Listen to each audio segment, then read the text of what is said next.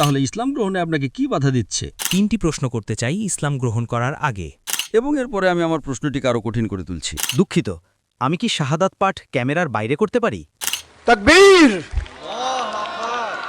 মাশাআল্লাহ।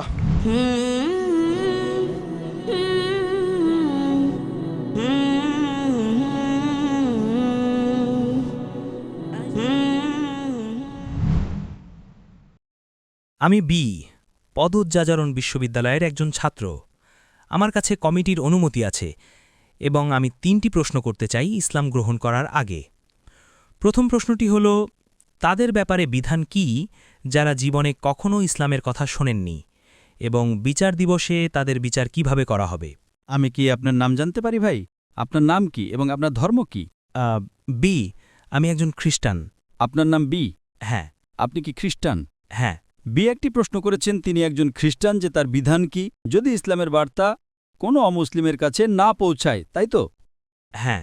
বিধানটি হল যে আজ এই বিজ্ঞান ও প্রযুক্তির যুগে সারা বিশ্ব একটি গ্রামে পরিণত হয়েছে।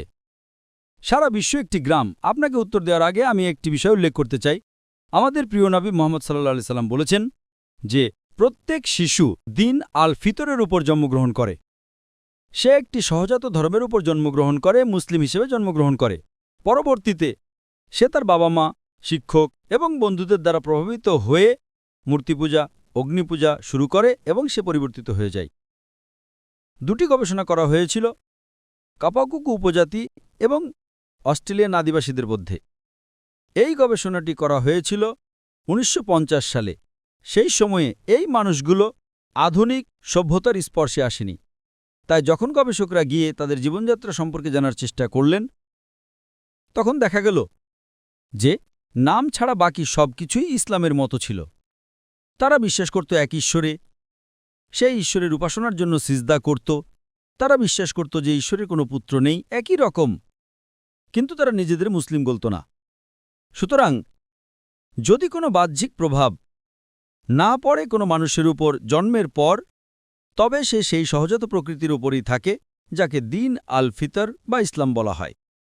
এখন আপনার প্রশ্নে আসা যাক, যদি ইসলামের বার্তা কোনো মানুষের কাছে না পৌঁছায় তবে কি হবে? হ্যাঁ, যদি ইসলামের বার্তা না পৌঁছায় তবে আল্লাহ কোরআনে বলেছেন, সূরা ফুসসিলাতের সূরা নম্বর 41 অধ্যায় নম্বর 53 নম্বর আয়াতে, সানুরিহিম আয়াতিনা ফিল আফাকি ওয়া ফি আনফুসিহিম হাত্তা ইয়াতাবায়্যানা লাহুল আন্নাহুল হক।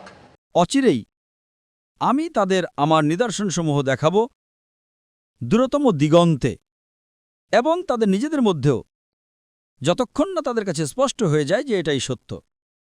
এখানে আল্লাহ নিজের উপরই দায়িত্ব নিচ্ছেন যে তিনি ব্যক্তিগতভাবে প্রত্যেক মানুষের কাছে এই বার্তা পৌঁছে দেবেন। প্রথমত, আমাদের প্রিয় নবী মুহাম্মদ সাল্লাল্লাহু আলাইহি সাল্লাম বলেছেন যে তার উপর থেকে কলম তুলে নেওয়া হয় যদি কোনো ব্যক্তি প্রাপ্তবয়স্ক না হয়। যদি কোনো ব্যক্তি ছোট শিশু হয়, 4 বছর, 5 বছর, 6 বছর বয়সী, এবং তার কিছু হয়ে যায়, তবে সে দায়ী নয়, কারণ সে নিষ্পাপ। কেবল প্রাপ্তবয়স্ক হওয়ার পরেই আপনি আপনার কাজের জন্য দায়ী। তাই যে কেউ শিশু, যদি সে 5 বছর, 6 বছর, 7 বছর বয়সী ছোট শিশু হয়, প্রাপ্তবয়স্ক হওয়ার আগেই যদি সে মারা যায়, তবে সে জান্নাতে যাবে। আচ্ছা, এখানে 2টি মত।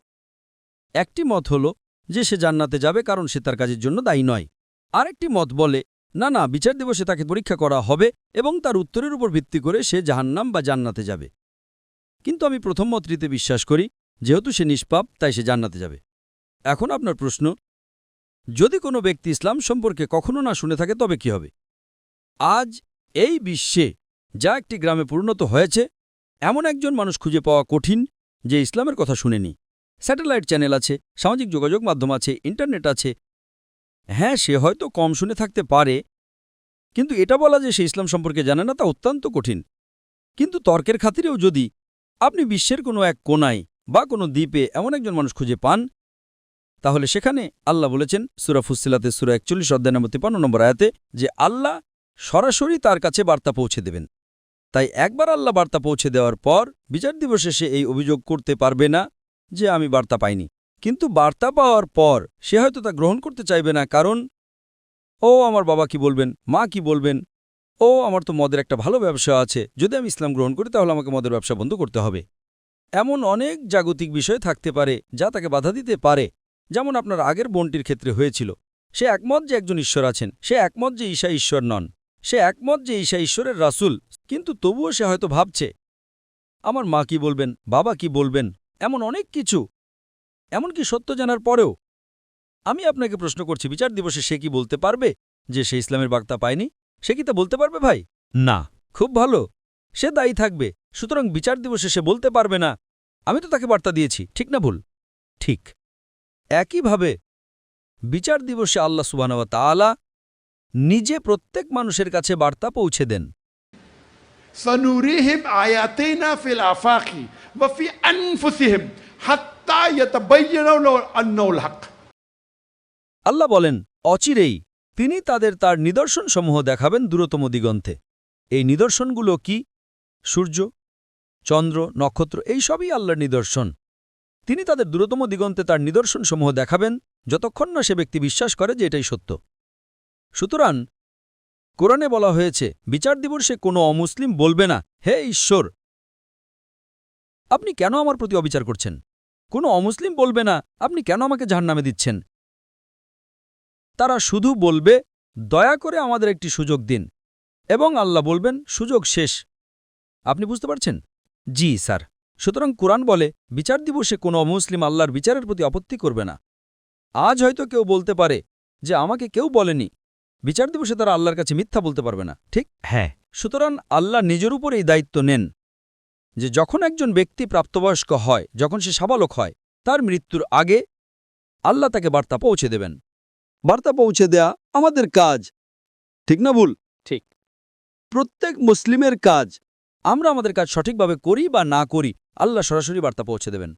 তাই আমি সেই সব পণ্ডিতদের মতামতে বিশ্বাস করি যে একজন অমুসলিম যদি সে ইসলাম গ্রহণ না করে, এমনকি যদি সে বার্তা নাও পেয়ে থাকে, তবু আল্লাহ তাকে বার্তা দিয়েছেন এবং সে দায়ী থাকবে। কিছু পণ্ডিত বলেন, না, যদি সে বার্তা না পেয়ে থাকে তবে তাকে বিচার দিবসে বার্তা দেয়া হবে এবং তার উত্তরের উপর ভিত্তি করে রায় দেয়া হবে। আপনি বুঝতে পারছেন? জি, পণ্ডিতদের দুটি মত রয়েছে, কিন্তু আমি প্রথম দলের পণ্ডিতদের মতামতে বিশ্বাস করি যে আল্লাহ সরাসরি বার্তা পৌঁছে দেন। যদি শিশু হয় তবে সে সরাসরি জান্নাতে যাবে, যদি প্রাপ্তবয়স্ক হয় তবে সে বার্তা পেয়েছে এবং সে দায়ী থাকবে। আশা করি উত্তরটি পেয়েছেন। ভাই, আপনি কি ইসলামের বার্তা পেয়েছেন নাকি পাননি? হ্যাঁ। আপনি কি এক ঈশ্বরে বিশ্বাস করেন? হ্যাঁ। আপনি কি বিশ্বাস করেন যে ঈসা তিনি একজন রাসূল নাকি তিনি একজন ঈশ্বর? একজন রাসূল। মাশাআল্লাহ। তাহলে ভাই, আমি আপনাকে প্রশ্ন করছি, ইসলাম গ্রহণে আপনাকে কি বাধা দিচ্ছে? আমি কি দ্বিতীয় এবং তৃতীয় প্রশ্নটি আগে করতে পারি? অবশ্যই। আপনি দ্বিতীয় প্রশ্ন করুন। দ্বিতীয় প্রশ্ন হল, আল্লাহ কেন শুধুমাত্র কোরআন অবতীর্ণ করেছেন এবং তা সংরক্ষণের প্রতিশ্রুতি দিয়েছেন 1400 বছর আগে, আর আল্লাহ কেন পূর্ববর্তী সময়ে আল্লাহর পক্ষ থেকে অবতীর্ণ ধর্মীয় শিক্ষাগুলো সংরক্ষণ করেননি? ধন্যবাদ। ভাই, একটা খুব ভালো প্রশ্ন করেছেন, খুবই যৌক্তিক প্রশ্ন। তিনি জিজ্ঞাসা করছেন আল্লাহ কেন কোরআন অবতীর্ণ করলেন 1400 বছর আগে। তার তো এটি প্রথমেই অবতীর্ণ করা উচিত ছিল। যদি তিনি প্রথম দিন থেকে শুধু কোরআন অবতীর্ণ করতেন তাহলে তো আমাদের এই সমস্ত ধর্ম থাকত না, তাই না? যদি তিনি প্রথমেই কোরআন অবতীর্ণ করতেন তাহলে কেন তাওরাত, ইনজিল, জাবুর? সরাসরি কোরআন কেন নয়? এটি তার প্রশ্নের একটা অংশ। দ্বিতীয় অংশ হল তিনি কেন পূর্ববর্তী ধর্মগ্রন্থগুলো সংরক্ষণ করেননি, তাই তো? হ্যাঁ। দুটি প্রশ্ন। আমি আমার প্রশ্নটিকে আরও কঠিন করে তুলছি, ঠিক আছে? আচ্ছা। আমি বলছি যে কেন, যদি তিনি চান তিনি তো প্রথমেই কোরআন অবতীর্ণ করতে পারতেন, তাই না? তাহলে তো কোনো সমস্যাই থাকতো না। এবং তিনি কেন আগের ধর্মগ্রন্থ সংরক্ষণ করেননি? মূল প্রশ্ন হল আল্লাহ কেন সংরক্ষণ করেননি পূর্ববর্তী ধর্মগ্রন্থগুলো? এবং এরপরে আমি আমার প্রশ্নটিকে আরও কঠিন করে তুলছি। প্রথমত, পূর্ববর্তী যত ধর্মগ্রন্থ এসেছে আল্লাহ কোরআনে বলেছেন সূরা রাদের 13 নম্বর অধ্যায়ের 38 নম্বর আয়াতে, ولكل أجل كتاب। এর মানে হলো প্রত্যেক যুগে আল্লাহ একটি গ্রন্থ পাঠিয়েছেন। নামেই কেবল কোরআনে 4টির কথা উল্লেখ আছে, তাওরাত, জাবুর, ইনজিল এবং কোরআন। তাওরাত সেই ওহী, সেই বাণী যা মুসা আলাইহিস সালামকে দেওয়া হয়েছিল। জাবুর সেই ওহী, সেই বাণী যা দাউদ আলাইহিস সালামকে দেওয়া হয়েছিল। এবং ইনজিল হলো সেই ওহী, সেই বাণী যা ঈসা আলাইহিস সালামকে দেওয়া হয়েছিল। এবং কোরআন হলো শেষ এবং চূড়ান্ত বাণী যা শেষ এবং চূড়ান্ত নবী হজরত মুহাম্মদ সাল্লাল্লাহু আলাইহি ওয়াসাল্লামের। নামে কেবল 4টির কথা উল্লেখ আছে, কিন্তু আরও অনেক ঐশী বাণী রয়েছে, যেমন সুহুফে ইব্রাহিম, অনেক। কিন্তু কোরআনের আগে যত বেশি বাণী এসেছে সেগুলো কেবল একটা নির্দিষ্ট সময়ের জন্য এবং অনুসরণীয় ছিল একটা নির্দিষ্ট জনগোষ্ঠীর জন্য। আচ্ছা, যেমন ধরুন তাওরাত কেবল ইহুদিদের জন্য অবতীর্ণ হয়েছিল, ইঞ্জিলও কেবল ইহুদিদের জন্য অবতীর্ণ হয়েছিল। কোরআনও তাই বলে, বাইবেলও তাই বলে। কোরআন বলে যে ঈসা আলাইহিস সালাম কেবল বানী ইসরায়েলের জন্য প্রেরিত হয়েছিলেন। সূরা ইমরানের ৩ নম্বর অধ্যায়ের ৪৯ নম্বর আয়াতে বলা হয়েছে যে আমি ঈসা আলাইহিস সালামকে নবী হিসেবে নিযুক্ত করেছি বানী ইসরায়েলের জন্য। সূরা সাফের ৬১ নম্বর অধ্যায়ে ৬ নম্বর আয়াতে উল্লেখ আছে, ঈসা মসীহ আলাইহিস সালাম বলেন, মরিয়ামের পুত্র বলেন, হে বানী ইসরায়েল, আমি আমার পূর্ববর্তী বাণীর সুসংবাদ দিতে এবং এমন একজন নবীর আগমনের সুসংবাদ দিতে যার নাম হবে আহমদ, অর্থাৎ মোহাম্মদ সাল্লাল্লাহু আলাইহি সাল্লাম। ঈসা মসীহ আলাইহিস সালাম বলেছেন মথি সুসংবাদের ১০ অধ্যায়ের ৫ এবং ৬ নম্বর পদে, তোমরা অইহুদিদের পথে যেও না। তিনি তার শিষ্যদের বলছেন, তার অনুসারীদের বলছেন, তোমরা অইহুদিদের পথে যেও না। অইহুদিরা হল অন্য ইহুদি, অর্থাৎ খ্রিস্টান, হিন্দু, মুসলিম। তোমরা অইহুদিদের পথে যেও না, বরং ইসরায়েলের হারানো মেষের কাছে যাও। সুতরাং ঈসা মসীহ আলাইহিস সালাম তার শিষ্যদের বলছেন, তোমরা অইহুদিদের কাছে ধর্মপ্রচার করতে যেও না, শুধুমাত্র ইসরায়েলের হারানো মেষের কাছেই প্রচার করো। ঈসা মসীহ আলাইহিস সালাম বলেছেন মথি সুসংবাদের ১৫তম অধ্যায়ের ২৪ নম্বর পদে, আমি ইসরায়েল বংশের হারানো মেষ ছাড়া আর কারো জন্য প্রেরিত হইনি। সুতরাং যত নবী এসেছেন নবী মুহাম্মদ সাল্লাল্লাহু আলাইহি ওয়াসাল্লামের আগে, তারা কেবল তাদের নিজ নিজ জাতির জন্য এবং তাদের বার্তা একটি নির্দিষ্ট সময়কালের জন্য ছিল, যতক্ষণ না পরবর্তী বার্তা আসে। নবী মুহাম্মদ সাল্লাল্লাহু আলাইহি ওয়াসাল্লাম বলেছেন, সহিহ বুখারী খণ্ড ১ হাদিস নম্বর ৪২৯, আমার আগে যত নবী এসেছেন তারা কেবল তাদের নিজ নিজ জাতির জন্য প্রেরিত, কিন্তু আমি সমগ্র মানব জাতির জন্য। এখন যেহেতু নবী মুহাম্মদ সাল্লাল্লাহু আলাইহি ওয়াসাল্লাম ছিলেন শেষ এবং চূড়ান্ত নবী, যেমনটা সূরা আহজাবের ৩৩ নম্বর অধ্যায়ের ৪০ নম্বর আয়াতে উল্লেখ আছে, ما كان محمد أبا آدم من رجالكم ولكن رسول الله وخاتم النبيين وكان الله بكل شيء عليما। মুহাম্মদ সাল্লাল্লাহু আলাইহি ওয়াসাল্লাম তোমাদের কোনো পুরুষের পিতা নন, বরং তিনি আল্লাহর রাসূল এবং শেষ নবী, আল্লাহ সর্বদৃষ্টা, পরিপূর্ণ জ্ঞানের অধিকারী। এখন যেহেতু নবী মুহাম্মদ সাল্লাল্লাহু আলাইহি ওয়াসাল্লাম শেষ এবং চূড়ান্ত নবী, তিনি কেবল মুসলিম বা আরবদের জন্য প্রেরিত হননি। আল্লাহ কোরআনে সূরা আম্বিয়ার ২১ নম্বর অধ্যায়ের ১০৭ নম্বর আয়াতে বলেছেন, وما أرسلناك إلا رحمة للعالمين। আর আমি তো তোমাকে সমগ্র সৃষ্টির জন্য রহমতস্বরূপ প্রেরণ করেছি। সমগ্র মানবজাতির জন্য রহমতস্বরূপ, সমগ্র বিশ্বের জন্য রহমতস্বরূপ। আল্লাহ এই বার্তাটি পুনরাবৃত্তি করেছেন সূরা ফাতিরের ৩৫ নম্বর অধ্যায়ের ২৮ নম্বর আয়াতে। আল্লাহ বলেন, وما أرسلناك إلا كافة للناس بشيرا ونذيرا ولكن أكثر لا يعلمون। আমি তো তোমাকে সমগ্র মানবজাতির জন্য সুসংবাদদাতা ও সতর্ককারী রূপে প্রেরণ করেছি, কিন্তু অধিকাংশ মানুষই তা জানে না। এখন যেহেতু কোরআনের শেষ এবং চূড়ান্ত ঐশী বাণী, এটা কেবল মুসলিম বা আরবদের জন্য অবতীর্ণ হয়নি, এটা সমগ্র মানবজাতির জন্য অবতীর্ণ হয়েছে। এটা উল্লেখ আছে সূরা ইব্রাহিমের ১৪ নম্বর অধ্যায়ের ১ নম্বর আয়াতে, সূরা ইব্রাহিমের ১৪ নম্বর অধ্যায়ের ৫২ নম্বর আয়াতে, সূরা বাকারা ২ নম্বর অধ্যায়ের ১৮৫ নম্বর আয়াতে এবং সূরা জুমারের ৩৯ নম্বর অধ্যায়ের ৪১ নম্বর আয়াতে উল্লেখ আছে যে কোরআন সমগ্র মানবজাতির জন্য অবতীর্ণ হয়েছে। সুতরাং যেহেতু অন্য সমস্ত ধর্মগ্রন্থ চিরকালের জন্য ছিল না, তাই আল্লাহ সুবহানাহু ওয়া তাআলা তার সংরক্ষণের প্রয়োজন মনে করেননি। ঠিক আছে, হ্যাঁ, মেসেজটা যদি ভ্যালিড না থাকে তাহলে তা সংরক্ষণ করার প্রয়োজন কি? তাই যখন মানুষ মেসেজ পরিবর্তন করে ফেলেছিল, তখন আল্লাহ একটি নতুন মেসেজ এবং একজন নতুন নবী পাঠিয়েছেন। কিন্তু যেহেতু কোরআন শেষ এবং চূড়ান্ত ঐশী বাণী, আল্লাহ সূরা হিজরের ১৫ নম্বর অধ্যায়ের ৯ নম্বর আয়াতে বলেছেন, আমি কোরআন অবতীর্ণ করেছি এবং আমি এর সংরক্ষক হব। সুতরাং এটাই আপনার প্রশ্নের উত্তর, যা আল্লাহ সংরক্ষণ করেননি। আমরা নামে ৪টি ঐশী বাণীর কথা জানি, তার মধ্যে ৩টি কোরআনের আগে এসেছে, কিন্তু আরও অনেক ছিল। কিন্তু যেহেতু সীমাবদ্ধ ছিল এবং বার্তাটি চিরকালের জন্য ছিল না, তাই আল্লাহ তা উপযুক্ত মনে করেননি।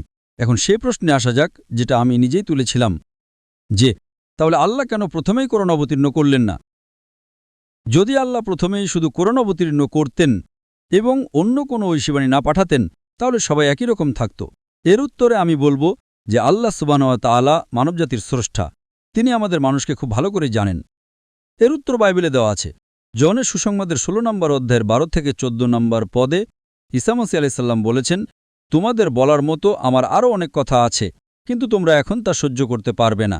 যখন সেই সত্যের আত্মা আসবেন, তখন তিনি তোমাদের সমস্ত সত্যের পথে পরিচালিত করবেন। তিনি নিজের থেকে কিছু বলবেন না, যা কিছু শুনবেন তাই বলবেন। তিনি আমাকে মহিমান্বিত করবেন। কারণ ঈসা আলাইহিস সালাম বার্তাটি জানতেন, কিন্তু তিনি জানতেন যে মানুষ তা বুঝতে পারবে না। সুতরাং সর্বশক্তিমান আল্লাহ জানতেন যে মানবজাতি কোরআনের বার্তা গ্রহণ করার মতো যথেষ্ট বিকশিত হয়নি। এই কারণেই তিনি এটা অবতীর্ণ করেননি ৫,০০০ বছর আগে বা ৪,০০০ বছর আগে বা ৩,০০০ বছর আগে, কিন্তু ১৪০০ বছর আগে আল্লাহ, যিনি আমাদের স্রষ্টা সর্বশক্তিমান ঈশ্বর, বললেন, ঠিক আছে, এখন মানবজাতি চূড়ান্ত ঐশীবাণী গ্রহণ করতে পারবে। কে বলেছেন এটা? ঈসা আলাইহিস সালাম বাইবেলে যোহানের সুসংবাদের ১৬ নম্বর অধ্যায়ের ১২ থেকে ১৪ নম্বর পদে ঈসা আলাইহিস সালাম বলেছেন, তোমাদের বলার মতো আমার আরও অনেক কথা আছে, কিন্তু তোমরা এখন তা সহ্য করতে পারবে না। একই কথা অন্য নবীরাও বলেছেন। একই কথা বৌদ্ধ ধর্মের গ্রন্থগুলোতে বুদ্ধ বলেছেন। একই কথা জোরাষ্ট্র বলেছেন যে একজন নবী আসবেন। একই কথা মুসা আলাইহিস সালাম বলেছেন দ্বিতীয় বিবরণের ১৮ নম্বর অধ্যায় ১৮ নম্বর পদে। সুতরাং আল্লাহ জানতেন যে মানবজাতি তার সহ্য করতে পারবে না, বুঝতে পারবে না, বাস্তবায়ন করা কঠিন হবে। ১৪০০ বছর আগে আল্লাহ বললেন, ঠিক আছে, এখন সময় হয়েছে যে মানবজাতি এ বার্তা গ্রহণ করতে পারবে। তাই তিনি বার্তাটি অবতীর্ণ করলেন এবং বললেন যে তিনি এটাকে বিকৃত থেকে রক্ষা করবেন।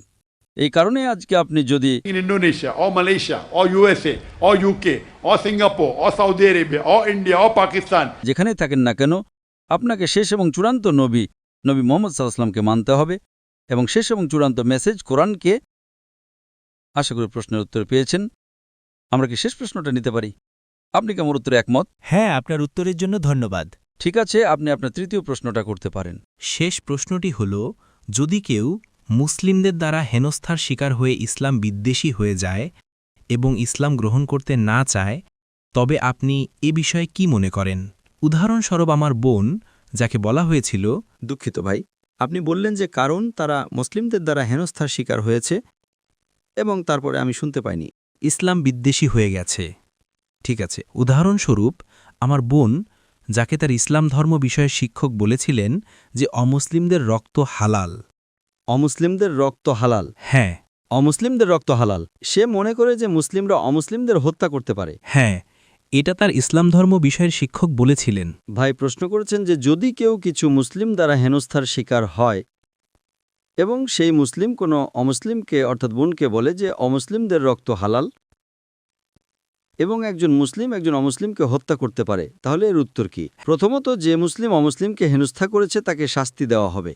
যদি এটি একটা ইসলামিক রাষ্ট্র হতো, ইসলামিক আইনের রাষ্ট্র, যদি ইসলামের ধর্ম অনুসরণ করা হতো, যদি সেই মুসলিমকে আইনের আদালতে নিয়ে যাওয়া হতো, তবে তাকে শাস্তি দেওয়া হতো। আপনি কি বুঝতে পারছেন? হ্যাঁ। এখন যে ব্যক্তি আপনার বোনকে হেনস্থা করেছে সে ভুল, এটি প্রথম কথা।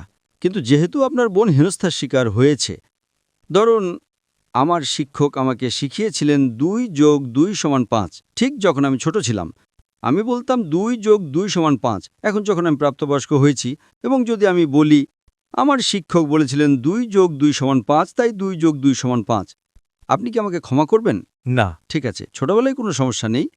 ৩-৪ বছর বয়সে আমার শিক্ষক আমাকে শিখিয়েছিলেন ২ যোগ ২ সমান ৫, তাই আমি তা পুনরাবৃত্তি করতাম। এখন যখন আমি প্রাপ্তবয়স্ক হয়েছি, আমার শিক্ষক আমাকে ভুল শিখিয়েছিলেন, কিন্তু এখন আমি সঠিক আর ভুলের মধ্যে পার্থক্য করতে পারি। সুতরাং শুধু শিক্ষক আমাকে ভুল শিখিয়েছেন বলে আমি সারা জীবন ২ যোগ ২ সমান ৫ বলতে থাকব না, তাই তো? ওই কয়েক বছরের জন্য এটা মানা যাবে। সেই শিক্ষক ভুল ছিলেন, ঈশ্বর সেই শিক্ষককে শাস্তি দেবেন যদি তিনি উদ্দেশ্যমূলকভাবে করে থাকেন। কিন্তু আমার জন্য জ্ঞানবুদ্ধি অর্জন করতে হবে। ঠিক আছে, আমার শিক্ষক আমাকে হেনস্থা করেছেন, আমি ছোট ছিলাম, আমি মেনে নিয়েছিলাম, আমি ভুল করেছিলাম, ঈশ্বর আমাকে ক্ষমা করবেন। কিন্তু এখন ২ যোগ ২ সমান ৪, বুঝতে পারছেন? সুতরাং যদি কেউ আমাকে বলে যে অমুক লোক, অমুক প্রতিবেশী, সে একজন খলনায়ক, সে একজন খুনি, ঠিক আছে, যখন আমি ছোট থাকবো আমি তা মেনে নেব।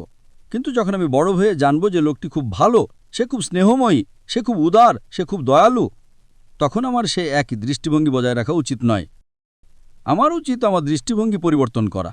তো যদি আপনার বোন কোনো হেনস্থার শিকার হয়ে মুসলিম দ্বারা ইসলাম বিদ্বেষী হয়ে যায়, তাহলে যে ব্যক্তি হেনস্থা করেছে ভাই ইসলাম সম্পর্কে ভুল তথ্য দিয়েছে এবং তার ফলে সে ইসলাম বিদ্বেষী হয়ে গেছে, তাহলে সেই মুসলিমকে শাস্তি দেওয়া হবে। যদি দুনিয়াতে না হয় তাহলে আল্লাহ নিশ্চিত করবেন যে সে যেন শাস্তি পায়। কিন্তু আপনার বোনের এখন সত্যটা জানা উচিত। যদি সে বড় হয়, যদি সে ছোট থাকে, তবে তাকে ক্ষমা করা হবে। ৫ বছর ১০ বছর ঠিক আছে, কিন্তু যখন সে প্রাপ্তবয়স্ক হয়ে যাবে তখন সে আর ছোট থাকবে না। তখন তাকে সত্য গ্রহণ করতে হবে। সে বারবার 2+2=5 বা আমার প্রতিবেশী ভালো নয় এসব বলতে থাকতে পারে না। যদি আপনার প্রতিবেশী ভালো হয় তবে সে ভালোই। আপনি কি বুঝতে পারছেন? হ্যাঁ। সুতরাং আপনার উচিত, যেহেতু আপনি ভাই তাই আপনার উচিত তাকে পথ দেখানো এবং তাকে বলো যে যেই আপনার বন্ধু ছিল তারা আপনাকে ভুল কথা বলেছে এবং তাদের উৎসাহিত করো, যেমনটা আমি আজ আমার বয়ানে বলেছি, তাই না? আমি যে বয়ান দিয়েছি সেটা ছিল সন্ত্রাসবাদ এবং জিহাদ সম্পর্কে ইসলামের দৃষ্টিভঙ্গি এবং একটা আয়াত যেটা আমি আমার বয়ানে উল্লেখ করতে ভুলে গিয়েছিলাম এবং এখন উল্লেখ করতে চাই, যার জন্য আপনাকে ধন্যবাদ জানাই। আল্লাহ সূরা মায়েদার 5 নম্বর অধ্যায়ের 32 নম্বর আয়াতে বলেছেন যে যদি কেউ কোনো মানুষকে হত্যা করে, যদি না ফাসাদ বা এই পৃথিবীতে সন্ত্রাস ছড়ানোর অপরাধে হয়, তবে সে যেন সমগ্র মানবজাতিকে হত্যা করল। আল্লাহ সূরা মায়েদার 5 নম্বর অধ্যায়ের 32 নম্বর আয়াতে বলেছেন যে যদি কোনো মানুষ, সে মুসলিম হোক বা অমুসলিম, যে যদি কেউ কোনো মানুষকে হত্যা করে, এমনকি সে অমুসলিমও হয়, তবে সে যেন সমগ্র মানবজাতিকে হত্যা করল। এবং আয়াতটা আরও বলে যদি কোনো মানুষ অন্য কোনো মানুষের জীবন রক্ষা করে, তবে সে যেন সমগ্র মানবজাতিকে রক্ষা করল। সুতরাং কোরআনের এই আয়াতটা অন্য কোনো ধর্মগ্রন্থে আর কোথাও পাওয়া যায় না, কোরআন ছাড়া কোনো ধর্মে নেই। এটা প্রমাণ করার জন্য যথেষ্ট যে ইসলাম সন্ত্রাসবাদের বিরুদ্ধে, এবং এটা আপনার বোনের ভুল ধারণা অর্থাৎ ইসলাম ভীতিও দূর করবে যে তাকে ভুল কিছু বলা হয়েছিল। কোরআন একটা অখণ্ডনীয় প্রমাণ যা বলে যে অমুসলিমদের রক্ত হালাল। এই কথাটা একটা বানানো কথা। হ্যাঁ, যদি অমুসলিম আপনাকে আক্রমণ করতে আসে তখন আপনি আত্মরক্ষা করতে পারেন, কোনো সমস্যা নেই।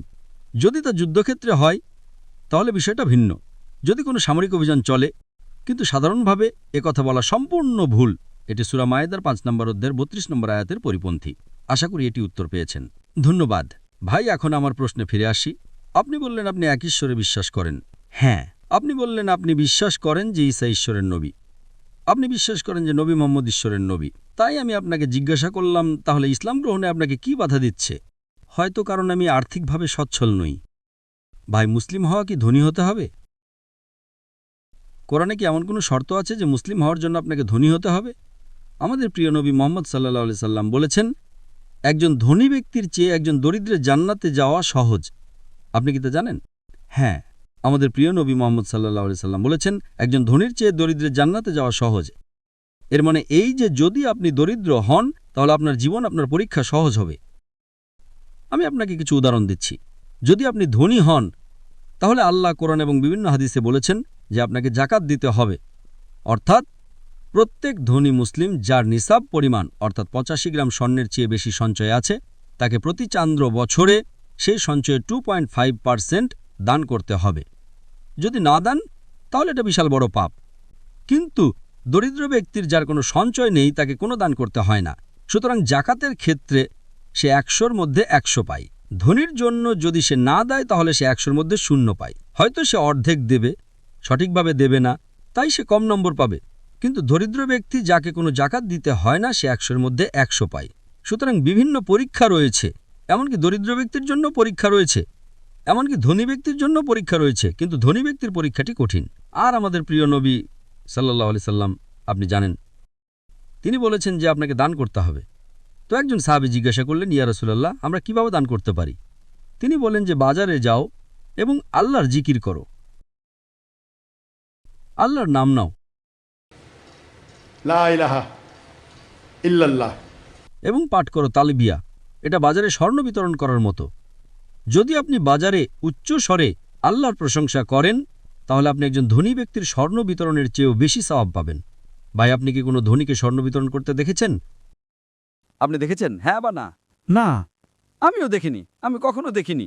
এখানে আমাদের নবী বলছেন একজন দরিদ্র ব্যক্তি যার কোনো সম্পদ নেই, যদি সে বাজারে আল্লাহর প্রশংসা করে এবং তালবিয়া পাঠ করে, আল্লাহু আকবার, আল্লাহু আকবার, লা ইলাহা ইল্লাল্লাহ, আল্লাহু আকবার ওয়ালিল্লাহিল হামদ, সে আল্লাহর প্রশংসা করে, তালবিয়া পাঠ করে, হামদ বলে, নবী বলেছেন এটা আপনি একজন ধনী ব্যক্তির স্বর্ণ বিতরণের চেয়েও বেশি সওয়াব পাবেন। তাহলে আমাকে বলুন, একজন ধনী ব্যক্তির জান্নাতে যাওয়া সহজ নাকি একজন দরিদ্র ব্যক্তির? দরিদ্র। সুতরাং এই কারণেই ধনীদের চেয়ে বেশি দরিদ্র মানুষ ইসলাম গ্রহণ করে। আপনি হয়তো হযরত বেলাল রাদিয়াল্লাহু আনহুর গল্প শুনে থাকবেন, যিনি নবীর সাহাবী এবং একজন কৃষ্ণাঙ্গ দাস ছিলেন। তারা তাকে নির্যাতন করত। তারা তাকে বলতে বলতো যে এক ঈশ্বর নেই, তিনি বলতেন আহাদ, নবী বলেছেন যদি কেউ তোমাকে নির্যাতন করে তবে তুমি শিরকও করতে পারো যতক্ষণ ঈমান থাকে। তিনি বললেন না, আমি তবুও আহাদি বলবো। আপনি কি বুঝতে পারছেন? দরিদ্র মানুষ, তাকে জান্নাতের প্রতিশ্রুতি দেওয়া হয়েছে। আপনি কি বুঝতে পারছেন? সুতরাং সম্পদ আপনার ইসলাম গ্রহণ না করার কারণ হওয়া উচিত নয়। আসলে যদি আপনি দরিদ্র হন তবে প্রত্যেক ধনী ব্যক্তির জাকাত দেওয়া উচিত। এর 8টি খাত রয়েছে। 8টি খাত। সূরা তাওবার 9 নম্বর অধ্যায়ের 60 নম্বর আয়াতে একটি খাত হলো ফকিরদের দান করা। যদি আমি ধনী হই তবে প্রতি বছর আমাকে আমার সম্পদের আমার সঞ্চয়ের ন্যূনতম 2.5% দরিদ্র মানুষকে দান করতে হবে। ফকির একটি খাত, মিসকিন হলো অভাবী, আরও অনেক খাত রয়েছে, মোট 8টি খাত। সুতরাং মুসলিম হওয়ার জন্য কি আপনাকে কর দিতে হবে? না। তাহলে কেন এটি বাধা দেবে? এই কারণে ধনীদের চেয়ে বেশি দরিদ্র মানুষ ইসলাম গ্রহণ করে। ধনীদের কর দিতে হয় কি না? হ্যাঁ, জাকাত। 2.5%, yes or no? হ্যাঁ, তাই একজন ধনী ব্যক্তি বলে, আমি একজন বিলিয়নিয়ার, যদি আমি মুসলিম হয়ে যাই তবে আমাকে 2.5% জাকাত দিতে হবে, আমি মুসলিম হচ্ছি না। সে একজন বোকা, কিন্তু কিছু ভুল যুক্তি। তাহলে একজন দরিদ্র মানুষ কেন ভয় পাবে? এবং মাশাআল্লাহ, ইন্দোনেশিয়ার মতো একটা দেশে 87% মুসলিম, অনেকেই আপনাকে রক্ষা করার জন্য প্রস্তুত। আপনি কেন ভয় পাবেন? আপনাকে কি বাধা দিচ্ছে ভাই? হ্যাঁ, আমি একমত। মাশাআল্লাহ ভাই, আমি আপনাকে ভালোবাসি। ধন্যবাদ। আমি আপনাকে ভালোবাসি এবং আমি চাই যে আপনি সরল পথে আসেন। তাহলে যদি আপনি একমত হন তবে কি আপনি শাহাদাত পাঠ করতে চান? দুঃখিত, আমি কি শাহাদাত পাঠ ক্যামেরার বাইরে করতে পারি? আপনি কি শাহাদাত পাঠ ক্যামেরার বাইরে করতে চাই। কোনো সমস্যা নেই। এটা ফরজ নয়, জনসম্মুখে বলা ফরজ নয়। ধন্যবাদ। আপনি যতক্ষণ আপনার হৃদয়ে আপনার এবং আল্লাহর মধ্যে এটা বলবেন ততক্ষণই যথেষ্ট। তাই আমি আপনাকে অভিনন্দন জানাই ভাই। এবং আমি বুঝতে পেরেছি যে আপনি করোনার জন্য মাস্ক পরেননি। হয়তো আপনি ছিলেন না, আপনি প্রকাশ করতে চাননি, এবং এটা পুরোপুরি ঠিক আছে। যদি আপনি আপনার পরিচয় গোপন করতে চান কারণ আপনার মনে হয় কেউ আপনার হানি করতে পারে ইত্যাদি, তবে এটা ইসলামে পুরোপুরি গ্রহণযোগ্য। আপনাকে জনসম্মুখে এটা বলতে হবে না। যতক্ষণ আপনি বার্তাটি পেয়েছেন, আমি খুশি যে আমি আপনাকে বার্তাটি পৌঁছে দিয়েছি। আল্লাহ ইনশাল্লাহ আপনাকে আরও পথ দেখান। আল্লাহ আপনাকে এই দুনিয়ায় সর্বোচ্চ প্রতিদান দেন। আল্লাহ আপনাকে জান্নাত দান করুন এবং আল্লাহ আপনাকে অন্যদের কাছে আসতে সাহায্য করুন। আপনি যেন অন্যদের ইসলামের কাছে আসতে সাহায্য করতে পারেন। যদি আপনি বয়ানের পরে গ্রিন রুমে আমার সাথে দেখা করতে চান তবে আপনাকে স্বাগতম। এমনকি যদি আপনি আমার সাথে দেখা করতে না চান, কোনো সমস্যা নেই। মুসলিম হওয়ার জন্য ডক্টর জাকির নায়েকের সাথে দেখা করাও জরুরি নয়। যতক্ষণ আপনি গ্রহণ করেছেন, আল্লাহ আপনাকে পুরস্কৃত করুন। ধন্যবাদ ভাই। তাকবীর, মাশাআল্লাহ।